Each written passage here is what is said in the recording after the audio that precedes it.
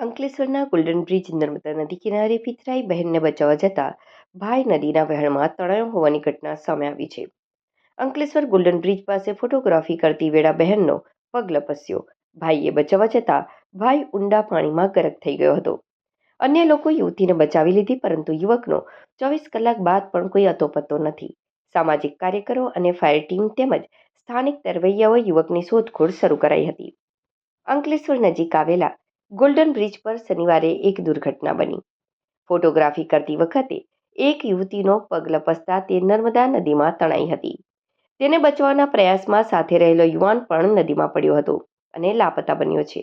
અંકલેશ્વર પુનગામ વિસ્તારના રહેવાસી પિતરાઈ ભાઈ બહેન નયન વસાવા અને હિરલ વસાવા ભરૂચના ગોલ્ડન બ્રિજ પર ફરવા આવ્યા હતા. બ્રિજના છેડે ફોટો પડાવતી વખતે હિરલ વસાવાનો પગ લપસ્યો હતો. હિરલને બચાવવા જતા નયન વસાવા નર્મદા નદીના પ્રવાહમાં ખાબક્યો હતો. સ્થાનિક લોકોની મદદથી યુવતી હિરલને તરત જ સુરક્ષિત રીતે બચાવી લેવામાં આવી હતી. જોકે યુવાન નયન વસાવા નદીના તેજ પ્રવાહમાં વહેતો ગયો હતો અને લાપતા બન્યો છે.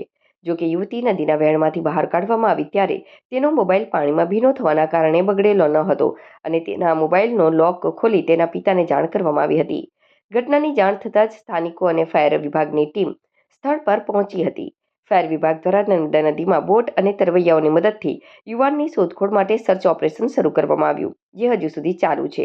અત્રે ઉલ્લેખનીય છે કે પુનગામ નયન વસાવા ધોરણ 12માં અભ્યાસ કરતો હોય તો તે સગીર હોવાનું અને બચાવવા થયેલી યુવતી હિરલ વસાવા 21 વર્ષની હોવાનું જાણવા મળ્યું હતું.